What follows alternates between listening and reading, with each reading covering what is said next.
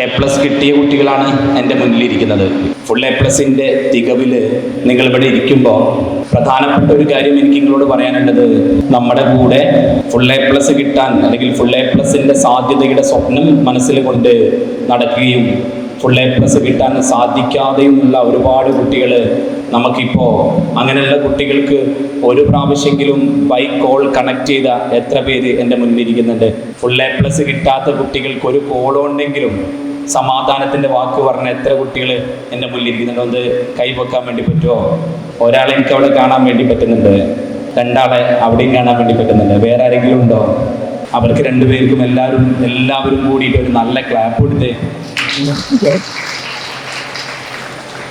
ഗാന്ധി വിജയെ കുറിച്ച് പറയുന്നുണ്ട് അല്ലേ? ഗാന്ധി വിജയെ പരാമർശിച്ചിടത്ത് ഗാന്ധി പറയുന്നൊരു വലിയ ജനാധിപത്യ ബോധമുണ്ട്. 10 പേര് ഓടിയ സമയത്ത് ഒരാൾ മാത്രം ഓട്ട മത്സരത്തിൽ വിജയിക്കുമ്പോൾ കൂടെ ഓടിയ 9 പേർ തോറ്റത് കൊണ്ടാണ് ഞാൻ മുന്നിലെത്തിയത് എന്നുള്ള ഉദാത്തമായ ബോധത്തിന്റെ പേരാണ് ജനാധിപത്യം. അതുകൊണ്ട് നിങ്ങളങ്ങനെ ബൈക്കുകളിൽ കണക്ട് ചെയ്തിട്ടില്ല എങ്കിലും, ആശ്വാസത്തിന്റെ ഒരു വാക്ക് പോലും പറഞ്ഞിട്ടില്ല എങ്കിലും, എനിക്ക് നിങ്ങളോട് പറയാണ്ടൊരു വാക്ക് എന്താ അറിയോ? നിങ്ങളുടെ മനസ്സിലത് വേണം കേട്ടോ. കൂടെ ഓടിയ ഒരുപാട് ആളുകൾ ഇതിനകം ചെറിയ ചെറിയ അബദ്ധങ്ങൾ കൊണ്ട്, പാകപ്പിഴവുകൾ കൊണ്ട് A+ കിട്ടാണ്ട് പോയിട്ടുണ്ട് എന്നുള്ള ബോധ്യം നിങ്ങളുടെ ഉള്ളിൽ ഉണ്ടാവണം എന്നാണ് എനിക്ക് നിങ്ങളോട് പറയാനുള്ളത്. A+ കിട്ടിയ മക്കളോട് കഴിഞ്ഞ സെഷനിലും ഞാൻ സംസാരിക്കുന്നുണ്ടായിരുന്നു. അപ്പോൾ A+ കിട്ടിയ കുട്ടികളോട് എന്ത് പറയണമെന്ന് ഞാൻ എൻ്റെ കൂടെയുള്ള ഡോക്ടേഴ്സിനോടും ഇന്റലക്ച്വലി കുറച്ച് ഉയർന്ന് എക്സാമുകളൊക്കെ എഴുതിയ ആളുകളോട് ഞാൻ ഇതിനകം സംസാരിക്കുന്നുണ്ടായിരുന്നു. എന്താണ് A+ കിട്ടിയ കുട്ടികളോട് അവർ വീട്ടിലേക്ക് കൊണ്ടുപോകുമ്പോൾ അവരുടെ ഉള്ളിലേക്ക് നിറച്ചു കൊടുക്കേണ്ടത് എന്നുള്ളത് ഞാൻ കുറെ പലയാവർത്തി ആലോചിച്ചു. ഞങ്ങളിങ്ങനെ ഇരുന്ന് സംസാരിക്കുന്നുണ്ടായിരുന്നു. ഒരു കാര്യം മാത്രമാണ് A+ന്റെ 10ാം ക്ലാസ്സിൽ 10.5 മാർക്കോടുകൂടി വിജയിച്ച മക്കളോട് എനിക്ക് പറയാനുള്ളത്.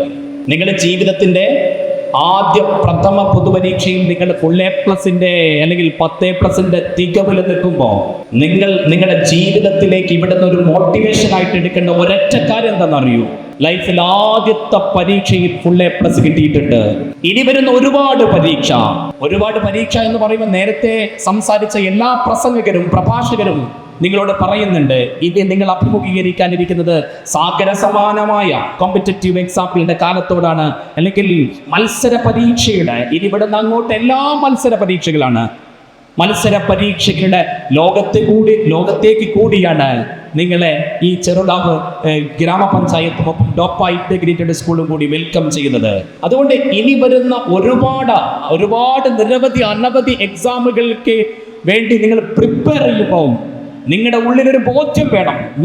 15 വയസ്സുള്ള 16 വയസ്സുള്ള എൻ്റെ ജീവിതത്തിൽ വന്ന ആദ്യ പരീക്ഷയിൽ ഞാൻ തികവോടുകൂടി ഫുൾ A+ വാങ്ങിയിട്ടുണ്ട് എന്നുള്ള കാരണം കൊണ്ട് ഒരു പരീക്ഷയുടെ മുന്നിലും, അത് പരീക്ഷയാവട്ടെ, ജീവിതത്തിന്റെ ഘനമേറിയ പരീക്ഷണങ്ങളാവട്ടെ, തോറ്റു കൊടുക്കില്ല എന്ന ബോധ്യമാണ് നിങ്ങൾ ഇവിടുന്ന് പടിയിറങ്ങുമ്പോൾ നിങ്ങളുടെ ഉള്ളിൽ ചോരമുക്കി എഴുതി വെക്കേണ്ടത്. തോറ്റുകൊടുക്കൂല ഇനി ഏത് എക്സാമിന്റെ മുന്നിലും.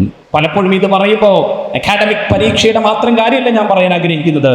ജീവിതത്തിൽ പല ഘട്ടങ്ങളിലും വീണുപോകുന്ന സാഹചര്യങ്ങൾ ഉണ്ടാവാറുണ്ട്. ആത്മഹത്യ പെരുകിക്കൊണ്ടിരിക്കുന്നു. എന്തിനാണ് ആത്മഹത്യ ചെയ്തതെന്ന് പറഞ്ഞപ്പോൾ ഈ അടുത്ത് പത്രത്തിൽ ഒരു വാർത്ത വന്നിട്ടുണ്ടായിരുന്നു. സ്വന്തം ടിഫിൻ ബോക്സ് തുറന്നിട്ട് അടുത്തൊരു കുട്ടി കൈയിട്ട് വൃത്തിഹീനമായി തന്റെ ടിഫിൻ ബോക്സിലേക്ക് കൈയിട്ടു എന്ന പേരിലാണ് ഒരു കുട്ടി ആത്മഹത്യ ചെയ്തത്. നിങ്ങൾ ആലോചിക്കണം. അമ്മ വഴക്ക് പറയുന്നതിന് വേണ്ടി കോടതി വരാന്തയിൽ കയറുകയും ആത്മഹത്യ ചെയ്യുകയും ചെയ്യുന്ന ഗതികെട്ട ഒരു തലത്താണ് ഞങ്ങളോട് സംസാരിച്ചുകൊണ്ടിരിക്കുന്നത്. അതുകൊണ്ട് ജീവിതത്തിന്റെ ചൂടുള്ള പരീക്ഷണങ്ങളുടെ മുന്നിലും ഈ A+ന്റെ തിളക്കം നിങ്ങൾ പിന്നെയും ബാക്കി വെക്കണമെന്നാണ് പ്രിയപ്പെട്ട മക്കളോട് ഈ അവസരത്തിൽ എനിക്ക് പറയാനുള്ളത്.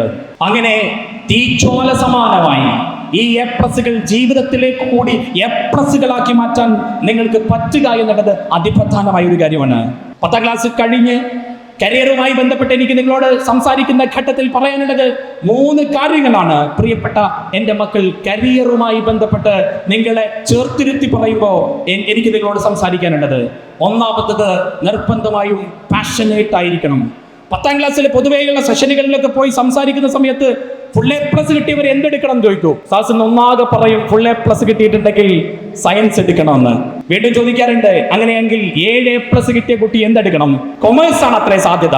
അങ്ങനെയെങ്കിൽ 2ഉം 3ഉം A+ കിട്ടിയ കുട്ടി എന്താ എടുക്കേണ്ടത് എന്നുള്ളതിന് ഉത്തരം പലപ്പോഴും ഹ്യൂമാനിറ്റീസ് എന്നാണ് വരാറുള്ളത്. അശേഷം തെറ്റിയൊരു സമവാക്യമാണ് എന്നാണ് പൊതുജനത്തിന്റെ തെറ്റിയ സമവാക്യമാണ് എന്നാണ് എനിക്ക് നിങ്ങളുടെ മുന്നിൽ ആദ്യമായി പറയാനുള്ളത്. അങ്ങനെ ഒരു സമവാക്യവും ഇല്ല.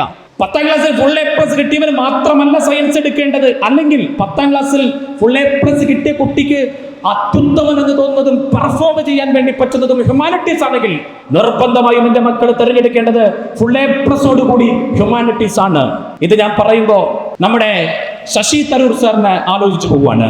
പലപ്പോഴും തെറ്റായ സമവാക്യങ്ങള് പല രീതിയിൽ നമ്മുടെ വീടുകളിലൊക്കെ പലപ്പോഴും ഉണ്ടാകുന്ന ഒരു ചർച്ചയുണ്ട്. കുട്ടികൾക്ക് 2 രീതിയിലും ചർച്ച വരാറുണ്ട് കേട്ടോ.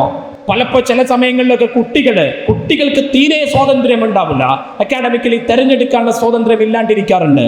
ചില സമയങ്ങളിൽ ഇതുപോലെ തന്നെ രക്ഷിതാക്കളെ തീരെ കോഴ്സ് ചൂസ് ചെയ്യുന്നിടത്ത് രക്ഷിതാക്കളെ അയലത്തേക്ക് അടുപ്പിക്കാത്ത കുട്ടികളുണ്ട്. 2 കൂട്ടരിരിക്കുന്ന ഒരു വേദി എന്നുള്ള നിലയിൽ എനിക്ക് പറയേണ്ടത് ഇതൊരു കൂട്ടുത്തരവാദിത്വമാണ്. ഞാൻ ഏത് കോഴ്സ് എടുക്കണം എന്നുള്ളത് അമ്മയുടെയും അച്ഛന്റെയും എക്സ്പീരിയൻസിലിട്ട് നിങ്ങൾ കൂടിയിരുന്ന് തീരുമാനിക്കേണ്ട ഒരു കാര്യമാണ്. കുട്ടിക്ക് അതിന്റെ പ്രാധാന്യമുണ്ട്. ഏത് കോഴ്സിലേക്കാണ് പോവേണ്ടത് എന്ന് പറയാൻ കുട്ടിക്ക് പ്രാധാന്യമുള്ള പോലെ തന്നെ രക്ഷിതാക്കൾക്ക് തന്നെ എക്സ്പീരിയൻസ് കൂടി ഷെയർ ചെയ്യാൻ ഒരു വേദിയായി നമ്മുടെ തീന്മേശകൾ അല്ലെങ്കിൽ നമ്മുടെ ഒരുമിച്ചിരിക്കലുകൾ മാറണം.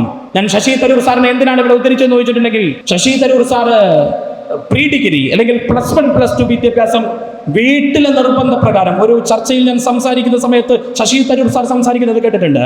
വീട്ടിലുള്ള നിർബന്ധപ്രകാരം സയൻസ് ഓപ്റ്റ് ചെയ്ത മനുഷ്യനാണ് ശശി തരൂർ. അദ്ദേഹത്തിന്റെ രാഷ്ട്രീയത്തോട് നിങ്ങൾക്ക് യോജിപ്പോ വിയോജിപ്പോ ആവാം. പക്ഷേ ശശി തരൂർ എന്ന് പറയുന്ന മഹാവ്യക്തി പ്രഭാവം ഇന്ന് ഇന്ത്യയിലെ തന്നെയും ഇന്ത്യയെ പല ഗണനയിൽ ഇന്ത്യക്ക് വേണ്ടി അംബാസഡറായിട്ട് സംസാരിക്കുവാനും അതുപോലെ തന്നെ ഇന്ത്യയുടെ ഒരു മുഖമായി പലപ്പോഴും മാറിയ മഹാവ്യക്തിത്വമാണ്. പിന്നീട് അദ്ദേഹം +1 +2 അല്ലെങ്കിൽ പ്രീ ഡിഗ്രി കഴിഞ്ഞതിന് ശേഷമാണ് അദ്ദേഹത്തിന്റെ വിഷയം അത് പൊളിറ്റിക്കൽ സയൻസ് ആണ് എന്നും രാഷ്ട്രമീമാംസമാണ് തന്റെ പഠന സാധ്യത എന്ന് തിരിച്ചറിയുകയും ഇന്ത്യയിലെ എണ്ണം പറഞ്ഞ ഇന്റലക്ച്വലായി മാറുകയും ചെയ്തു എന്നുള്ളതാണ് പിന്നീട് ചരിത്രം പറയുന്നത്. അതുകൊണ്ട് നിങ്ങളുടെ പാഷൻ രക്ഷിതാക്കളുടെ എക്സ്പീരിയൻസും കൂടി ചേർത്തിട്ട് വേണം നിങ്ങളുടെ സെലക്ഷൻ അല്ലെങ്കിൽ നിങ്ങളുടെ കോഴ്സ് ചൂസ് ചെയ്യേണ്ടത്. ഒന്നാമതായി പറയാനുള്ളത് പാഷനേറ്റ് ആകണം. നിങ്ങൾ ഏത് പ്രൊഫഷനിലേക്കാണോ പോകാൻ ഉദ്ദേശിക്കുന്നത് ഒന്ന് ആലോചിച്ച് നോക്കൂ. 25-ാമത്തെയോ 24-ാമത്തെയോ വയസ്സിൽ നിങ്ങൾ ആ പ്രൊഫഷനിലേക്ക് പോകുന്ന ഘട്ടത്തിൽ പിന്നീട് അവിടെ നിന്ന് അങ്ങോട്ട് 60-ാമത്തെ വയസ്സിൽ അല്ലെങ്കിൽ 65-ാമത്തെ വയസ്സിൽ 70-ാമത്തെ വയസ്സിൽ അതുവരെയാണ് നിങ്ങൾ ജീവിക്കുന്നത് എങ്കിൽ ആ കാലം അത്രയും രാവിലെ എഴുന്നേറ്റ് ചിൽച്ചിലായി പോവേണ്ട ഒരു രംഗമാണ് പ്രൊഫഷൻ അല്ലെങ്കിൽ കരിയർ എന്ന് പറയുന്നത്. ഇവിടെ നേരത്തെ സംസാരിച്ചു ഡോക്ടർ ഫാത്തിമ മാം. എത്ര ആകാംക്ഷയോടെയും അന്വേഷണ കൗതുകത്തോടുകൂടെയുമാണ് ഓരോ പേഷ്യന്റിനെയും അവരെ നോക്കുന്നത് എന്നുള്ളത് അവരുടെ ഓരോ കഥകളുടെയും ഉള്ളിൽ അത് ഒളിഞ്ഞു കിടപ്പുണ്ടായിരുന്നു അല്ലേ? എത്ര അന്വേഷണ കുതുകയോടുകൂടിയാണ് ഓരോ പേഷ്യന്റിനെയും അവരെ നോക്കുന്നത്. എൻ്റെ ഒരു സുഹൃത്തുണ്ടായിരുന്നു ഇതുപോലെ പാഷനേറ്റ് ആയിട്ട് ഡോക്ടറായിട്ടുള്ള ഒരു സുഹൃത്ത്. ഡോക്ടറുടെ ഡയറക്ടർമാരിൽ ഒരാളാണ് അവർ. ഞങ്ങൾ പലപ്പോഴും സംസാരിച്ചിരിക്കാറുണ്ട്. ഒരിക്കൽ അവർ ഡ്യൂട്ടിക്ക് പോയ സമയത്ത് ഞാൻ അവരെ കാത്തിങ്ങനെ വഴിയിൽ പുറത്തിങ്ങനെ നിൽക്കുന്ന സമയത്ത് അവരെ കാത്തിരിക്കുകയാണ്. അവരാവട്ടെ പേഷ്യൻസിനെ നോക്കിക്കൊണ്ടിരിക്കുകയാണ്. പാഷൻ എന്നുള്ളതിന്റെ തികഞ്ഞ സമവാക്യം, തികഞ്ഞ അർത്ഥം, തികഞ്ഞ നിർവചനം അത് പറയാൻ വേണ്ടിയിട്ടാണ് കേട്ടോ ഞാൻ ഈ കഥ പറയുന്നത്. ഞാനിങ്ങനെ പുറത്തിരിക്കുന്ന സമയത്തെ ഒരു ഉമ്മാമ കയറി വരുന്നുണ്ട്. ഒരു ഉമ്മാമ കയറി വന്നിട്ട് ഡോക്ടറോട് സംസാരിക്കുകയാണ്. 15 മിനിറ്റ് കഴിഞ്ഞു. ഞാൻ ഇവിടെ പുറത്ത് നിൽക്കുന്നുണ്ട്.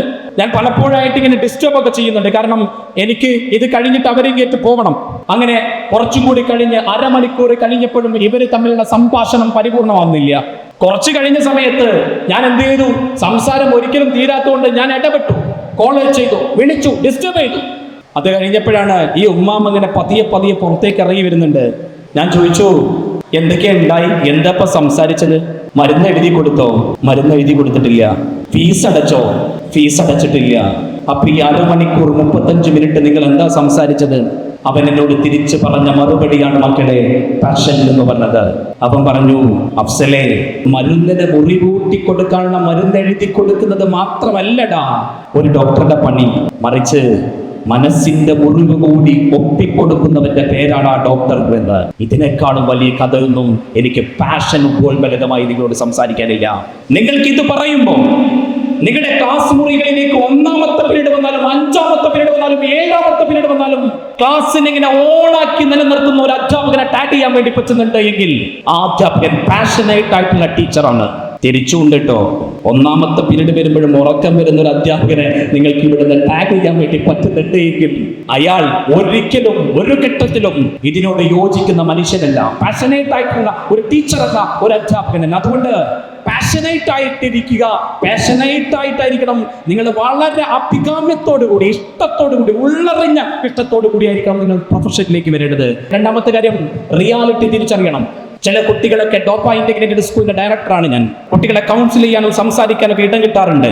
ചില കുട്ടികളൊക്കെ ഇങ്ങനെ അടുത്തേക്ക് വന്നിട്ട് അവര് വളരെ ചെറുപ്പത്തിൽ ഡോക്ടർ ആവണമെന്ന് വിചാരിച്ച മക്കളാ. ഞാൻ പലപ്പോഴും ചോദിക്കും, എന്തുകൊണ്ടാണ് മക്കൾ ഡോക്ടർ ആവാനുള്ള കാരണം? അപ്പൊ പറയും, എൻ്റെ ഉപ്പ, എൻ്റെ അച്ഛൻ, എൻ്റെ അമ്മ വളരെ ചെറുപ്പത്തിൽ തന്നെ എനിക്കൊരു കളിക്കാൻ വേണ്ടി ഒരു സ്റ്റെത്തസ്കോപ്പ് വാങ്ങി തന്നു. പിന്നെ ഞാൻ അതിൽ കളിക്കാൻ തുടങ്ങി. അന്ന് തുടങ്ങിയ പ്രണയമാണ് സാറേ എനിക്ക് ഡോക്ടർ ആവുക എന്നുള്ളത്. അടുത്തിങ്ങനെ നിന്ന് കുറച്ചു കാലമൊക്കെ കഴിയുമ്പോഴാണ് മനസ്സിലാവുക, ഫിസിക്സ് നോക്കുന്ന സമയത്ത് ആൾക്ക് പഠിക്കാൻ ഇൻട്രസ്റ്റ് ഒന്നും ഉണ്ടാവില്ല. പാഷൻ അപാരമായിരിക്കും. ഡോക്ടർ ആവണം, AC ഉള്ള വണ്ടിയിൽ പോകണം, കുറെ പേഷ്യൻസിനെ കാണണം, കുറെ രോഗികൾക്ക് മരുന്നൂട്ടി കൊടുക്കണം. പക്ഷേ റിയാലിറ്റി നോക്കുമ്പോൾ ബയോളജി ഒരു വാക്ക് ആശാൻ പഠിക്കില്ല. ബയോളജി ഇഷ്ടമല്ല, അല്ലെങ്കിൽ ഫിസിക്സ് ഇഷ്ടമല്ല, ന്യൂമറിക്കൽ പ്രോബ്ലംസ് അയലത്തൂടി പോകാൻ വേണ്ടി പറ്റൂല.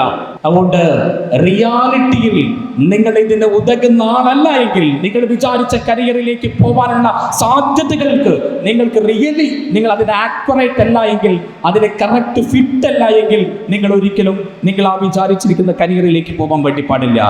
CA കാരനാവണം എന്ന് ആഗ്രഹിക്കുന്ന ആൾ, അഭിഭാഷക വൃത്തി ആഗ്രഹിക്കുന്ന ആൾ, അയാൾ നല്ല ദിശയുള്ള, നല്ല കാഴ്ചപ്പാടുള്ള, അതിനേക്കാൾ കൂടുതൽ ഗ്രാഹ്യശേഷിയുള്ള, ലോജിക്കൽ എബിലിറ്റി ഉള്ള, മാത്തമാറ്റിക്കൽ റീസണിംഗ് ഉള്ള ഒരു പ്രതിഭയായിരിക്കണം. ഡോക്ടർ ആവണമെന്ന് കൈ ഉയർത്തിയ മക്കളോട് ഞാൻ തിരിച്ചു ചോദിക്കുന്നു, നിങ്ങൾ ഏത് വർഷമായിരിക്കും ഡോക്ടർ ആവുക? ഡോക്ടറായി പുറത്തേക്ക് ഇറങ്ങണമെങ്കിൽ എത്ര കാലം എടുക്കുന്നത് നിങ്ങൾ ആലോചിച്ച് നോക്കിയിട്ടുണ്ടോ? ഇന്റഗ്രേറ്റഡ് സ്കൂളിൽ പഠിച്ചു, ഡോക്ടറായി എങ്കിൽ അങ്ങനെ ഡോക്ടർ ആവുമോ സാറേ? ആവും. നമ്മൾ വലിയ വലിയ വിജയങ്ങൾ വരിക്കുമ്പം ഒരു ഘട്ടത്തിലും നമ്മളാക്കാൻ വേണ്ടിയിട്ട് നിതാന്തമായി പരിശ്രമിച്ച മനുഷ്യരെ മറക്കാണ്ടിരിക്കുക എന്ന് മാത്രം ഓർമ്മപ്പെടുത്തിക്കൊണ്ട്, ഒരു വലിയ സദസ്സായതുകൊണ്ട് കരിയറിൻ്റെ ഡിഫറെൻ്റ് ആയിട്ടുള്ള ഓപ്ഷനെ കുറിച്ചോ, ഹ്യൂമാനിറ്റീസിലെ സാധ്യതകളെ കുറിച്ചോ, കൊമേഴ്സിലെ സാധ്യതകളെ കുറിച്ചോ, സയൻസിലെ സാധ്യതകളെ കുറിച്ചോ പറയുക എന്നുള്ളത് ഇപ്പോൾ അപ്രാപ്യമാണ്. ചെയ്യാൻ വേണ്ടി കുറച്ച് ബുദ്ധിമുട്ടുള്ള കാര്യമാണ്. ഞങ്ങളൊക്കെ ഇവിടെയൊക്കെ പരിസരങ്ങളിലായിട്ടുണ്ടാവും. നിങ്ങൾക്ക് ആർക്കെങ്കിലും ഏതെങ്കിലും കോഴ്സുമായി ബന്ധപ്പെട്ടോ, ഏതെങ്കിലും കരിയറുമായി ബന്ധപ്പെട്ടോ, ഏതെങ്കിലും തരത്തിലുള്ള ചർച്ചയ്ക്കോ അല്ലെങ്കിൽ 1-to-1 ഇൻട്രാക്ഷനോ ഒക്കെ ആയിട്ട് ഞങ്ങൾ എല്ലാവരും ഇവിടെ ഉണ്ടാവും. അപ്പോൾ നിങ്ങൾക്ക് കാണാവുന്നതാണ്, ചോദിക്കാവുന്നതാണ്. തുടർന്നും ഈ സ്ഥാപനം നിങ്ങളുടെ നാട്ടിലാണ് ഈ സ്ഥാപനം എന്നുള്ളത് കൊണ്ട് ഏത് ഘട്ടത്തിലും നിങ്ങൾക്ക് ഇവിടെ വരാവുന്നതാണ്, സംസാരിക്കാവുന്നതാണ്, എന്തെങ്കിലുമൊക്കെ ഹെൽപ്പ് വേണമെങ്കിൽ ചോദിക്കാവുന്നതാണ്. ഒപ്പം എല്ലാവിധ സന്തോഷങ്ങളും പകർന്നുകൊണ്ട് ജീവിതത്തിലും ഇതുപോലത്തെ മുഴുവൻ A+ ജീവിതത്തിലും കരസ്ഥമാക്കാൻ കഴിയട്ടെ എന്ന് ആത്മാർത്ഥമായി പ്രാർത്ഥിച്ചുകൊണ്ട് എല്ലാവർക്കും എല്ലാവിധ സന്തോഷങ്ങളും പകർന്നുകൊണ്ട് നിർത്തുന്നു. Great take care.